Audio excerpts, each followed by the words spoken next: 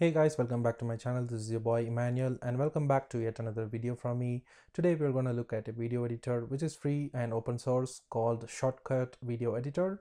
So as you can see, I'm already in the web page of ShotCut video editor, and all you have to do is click on download to download the executable file and then click on it again to install. So as you can see, I've already installed ShotCut, and this is the UI for ShotCut video editor. So as you can see, here is the window where you could import the videos.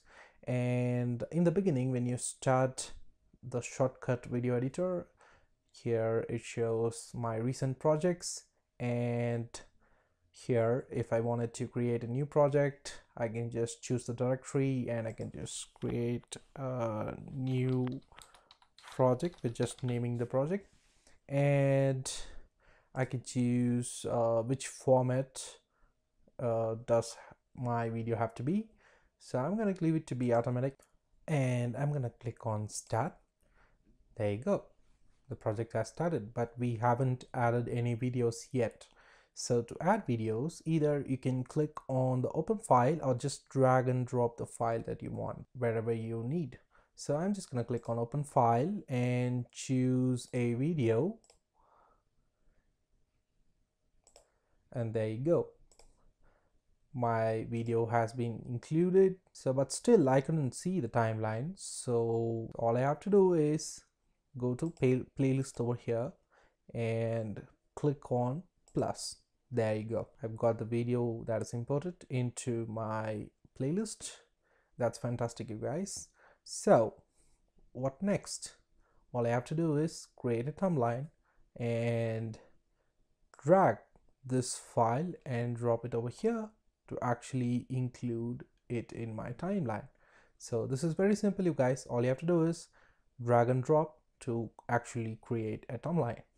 All right, so here is my slider, and I can place my slider wherever I want. It's pretty easy, you guys. All right, so I just have to cut it over here. So in order to cut the video, I can use the cut option, but it cuts the entire video. So what I will do, I'll just click on the split, and there you go, we've got two videos split. And as you can see, there is an yellow gap between the split videos, so I don't want that, so I'm just going to keep it close. And what if I just needed to add a transition? So I'm just gonna actually move this video a little bit to the left, and there you go, a nice transition is included. So we can add nice transitions like this. And again, I'm gonna split the video once again, and I'm gonna show you how to add some filters. So I'm gonna choose this particular bit, and I'm gonna go for filters over here, and I'm gonna click on the plus button again. And as you can see, we've got a lot of filters, so we can adjust brightness, color grading, contrast, and whatever we need to the video that we have. So all I have to do is select a piece of video and just click on the filter button and click on the plus button again to add in some of the filters.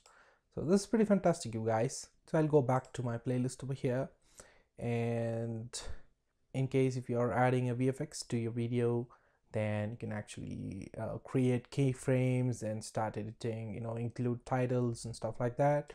And there is an option for taking notes here, so you can actually type in your notes at every particular time you actually add an edit. After you complete the video, all you have to do is click on export to actually export the video. So if I click on export, we've got many options here to actually export our video in different formats. And once you select which format do you want it to be exported, all you have to click is export file, and you will get the exported file as output. So we have an option to actually detach audio. So I'll click on this particular part of timeline. I'm going to right click and I'm going to click on detach audio, and there you go, our audio file has been detached. So if I click on this audio file, and If I click on filters once again, I'm going to click on the plus button once again, and there you go. We have an option for audio over here. So if we click on the audio option here, we have so many options to actually enhance the audio. So we can actually set a balance, we can compress, we can actually create a delay and stuff like that. So whatever audio options you have to include for an audio, we can do it here under filters for audio as well. ShotCut is pretty easy to use. All you have to do is import a video, add it to the playlist, and then drag it down to timeline, and then add transitions, add effects, and actually complete the video. Alright, I just wanted to talk about one more thing, that is I can actually place my slider wherever I want, and if I click on the color option here, we've got a nice looking color editor here. We can adjust the red, green, and blue levels of the video. And if I click on the effects button here, we can actually add some of the effects. So if I click on the video, there you go, we've got nice effects which we can add to our video. So we've got masking options, we've got blending, we've got transformation, we've got stabilization. There is a lot of effects that you can actually add to this video. And if I again go back to the editing here, it comes back to the original timeline window, and which is fantastic, you guys. And if I click on the logging here, actually I can create a log of what I have done. All right, so that's clear. So I'm gonna go back to editing. So this is it, guys. You can actually add in markers. So you can actually add in markers wherever you want, and all you have to do is press Shift I and Shift O to select that particular part of the video and edit the video separately. So I think I've covered pretty much everything on ShotCut video editor.